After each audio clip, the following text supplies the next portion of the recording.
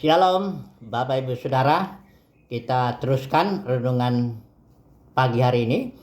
Masih dengan tema yang besar, yaitu fokus rencana Bapa itu adalah menegakkan kerajaan anaknya di muka bumi ini.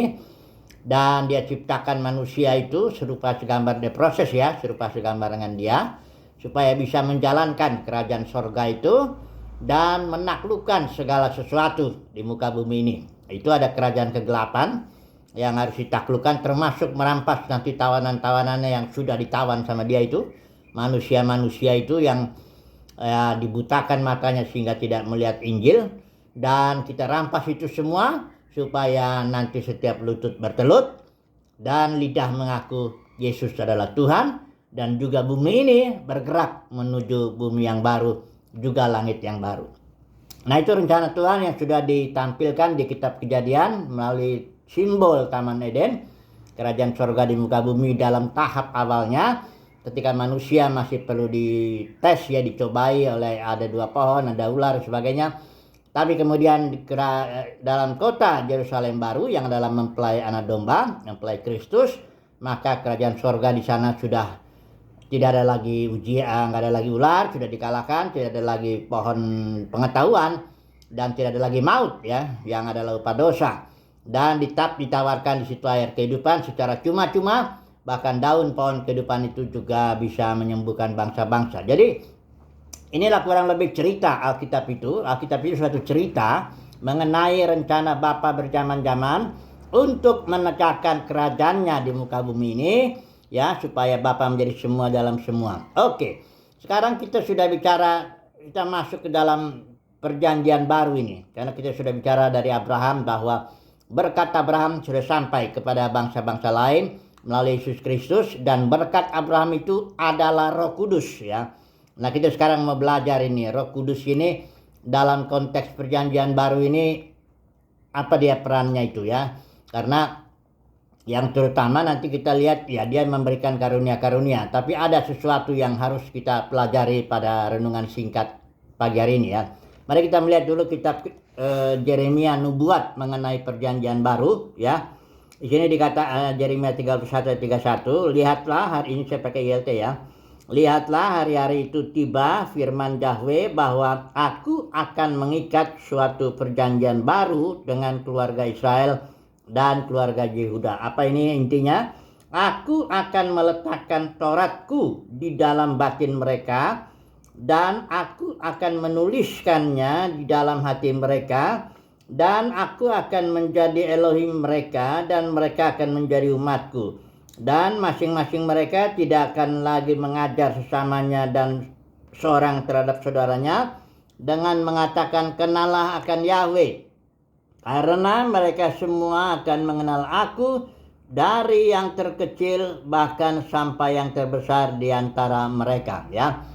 Ini inti daripada perjanjian baru itu adalah hukum Taurat yang tadinya perjanjian lama itu ditulis di loh batu, tapi dalam perjanjian baru ditulis di dalam batin ya, di dalam hati ya. Sehingga akibatnya orang yang tertulis itu roh hukum Taurat dalam batinnya, dia bisa mengenal Tuhan secara batinnya ya, bukan mengenal. Kalau Israel itu mengenal Elohim, mengenal Yahweh secara lahiriah, dia melihat dari luar itu Yahweh turun di Gunung Sinai yang sangat mengerikan itu situasinya. Tapi dalam perjanjian baru nanti hukum Taurat yang tadinya tertulis di loh batu itu masuk, dituliskan. Nah, nanti kita lihat yang menuliskannya itu roh ya. Roh yang menuliskan itu hukum yang tadinya luaran menjadi batinnya ya. Ini dia inti daripada perjanjian baru, yaitu hukum yang tadinya tertulis di dalam 2 loh batu kemudian dituliskan ke dalam batin ya. Nah, mari kita melihat dulu lebih dalam lagi yang dijelaskan dalam ini Yeremia 31 dikutip oleh Paulus ya di dalam Ibrani pasal 8 ya. Saudara lihat dulu sebentar, coba dulu kita periksa dulu ya. Ibrani pasal 8 ya, itu ditulis sama itu ya. Tapi ada suatu kesimpulan ya. Ibrani 8 ayat 13 kita baca dulu, saya baca ini. Dengan mengatakan baru, ini kan suatu tadi perjanjian lama udah ganti sekarang baru. Dia telah membuat yang pertama, maksudnya perjanjian lama yang hukum Tauratnya tertulis di dua loh batu itu. Dia telah membuat yang pertama menjadi usang. Dan apa yang menjadi usang dan menjadi tua sudah dekat kepada kemusnahannya. Jadi perjanjian lama sudah selesai, bukannya dibatalkan, tapi digenapi sepenuhnya. Segala hukum itu, aturannya, apanya, semuanya digenapi oleh Yesus di kayu salib. Maka Yesus bilang it is finished, tetelestai, perfectly perfect, completely complete, sempurna sempurnanya, lengkap selengkap-lengkapnya. Tidak ada yang nggak digenapi, ya. Jadi udah musnah, jadi juga musnah. Makanya bait suci sekarang itu yang merupakan tempat di mana Israel melakukan ibadah-ibadah itu, konteks perjanjian lama itu dihancurkan karena udah nggak ada gunanya lagi. Sekarang Israel dipulihkan melalui konteks perjanjian baru, walaupun mereka secara bangsa belum menerima Yesus sebagai Mesias. Oke, nah sekarang kita melihat yang pertama dalam renungan ini. Yang pertama bahwa hukum yang berlaku dalam konteks perjanjian baru itu adalah hukum roh. Ya. Nah, kalau kita melihat tadi 1 Korintus 15:45 yang sudah kita baca kemarin, itu roh pemberi hayat. Tapi nantilah itu. Ini yang penting hukumnya ini adalah hukum roh, enggak lagi hukum Taurat. Dan karenanya orang beribadah menurut aturan apa yang Roh Kudus bilang, hukum roh.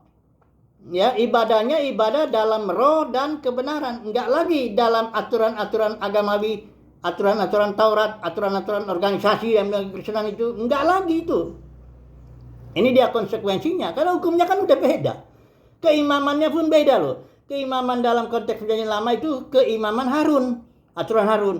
Kalau keimaman dalam perjanjian baru, kitab Ibrani jelas bilang itu keimaman aturan Melkisedek, di mana hukumnya itu hukum hayat, hukum roh, hukum kasih, atau apapun saudara mau bilang. Tapi intinya hukum yang di dalam batin.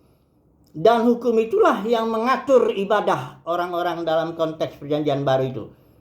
Makanya dalam gereja mula-mula yang ada 28 pasal itu disebutkan, itu ceritanya itu ada 70 kali tuh istilah Roh Kudus memimpin, Roh Kudus berkata, Roh Kudus melarang. Mereka bertemu dalam menurut pimpinan roh, memberi dalam pimpinan roh, mereka menginjil dengan pimpinan roh, semuanya. Tidak ada kelihatan aturan-aturan harus datang hari Minggu, harus jam segini, harus memberi persepuluhan, harus. Aturan agama ini sama sekali tidak akan saudara lihat di dalam Kisah Para Rasul yang 28 pasal itu. Asal orang pikirannya jernih ya. Jangan dia pun sebagai gembala sidang, dia butuh persepuluhan, dia butuh duit, dia butuh orang, sehingga dia mencari-cari cara bagaimana supaya bikin aturan, ya. Karena orang kalau menarik murid kepada dirinya, menarik jemaat kepada dirinya, dia butuh aturan. Minimal aturan hari Minggu, datang sini, kumpul bersama dengan saya. Kedua, datang sini, bawa persembahanmu, karena saya butuh uang, gitu. Jadi semuanya itu sudah, kalau orang udah begitu pikirannya, udah repot. Tapi kalau orang pikiran jernih, saya orang bebas. Saya nggak menarik murid kepada diri saya sendiri, saya pun tidak mencari itu ya. Saya nggak mengikuti juga siapapun. Alkitab mengatakan, saya belajar dari sebanyak mungkin orang, tapi saya nggak mengikuti siapapun. Saya belajar mengikuti pimpinan Roh Kudus hari lepas hari, saat demi saat. Karena hukumnya itu hukum roh, ibadahnya ibadah dalam roh dan kebenaran, nggak ada aturannya, ya. Nah ini yang pertama ya. Dan juga materai daripada perjanjian baru itu adalah Roh Kudus. Sudah lihat Efesus 1 ayat 13. Kita yang percaya dimateraikan dengan Roh Kudus ya. Kalau perjanjian Abraham kan tandanya itu sunat.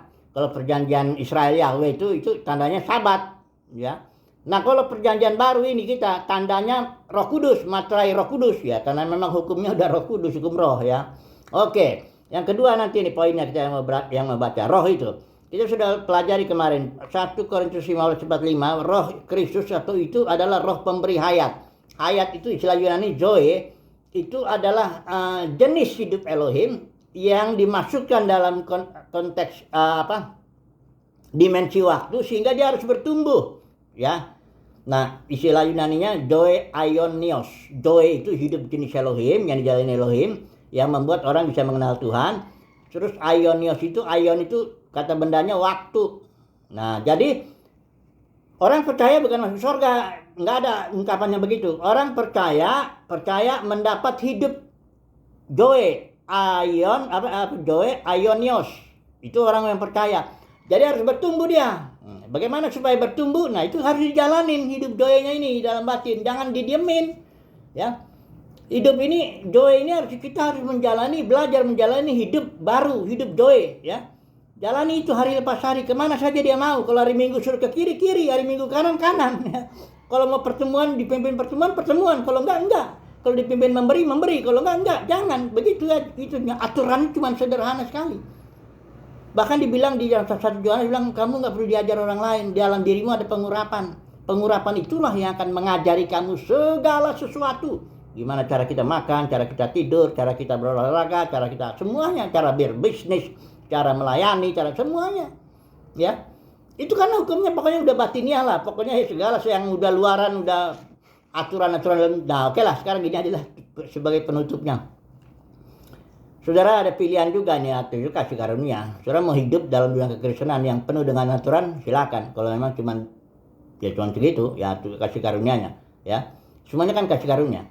Ya, ada banyak yang dipanggil, sedikit yang dipilih, ya. Dan juga nanti yang setia itu. Ini yang para pemenangnya harus tiga-tiganya nih dipanggil. Wahyu pasal 17 itu dipanggil, dipilih, setia.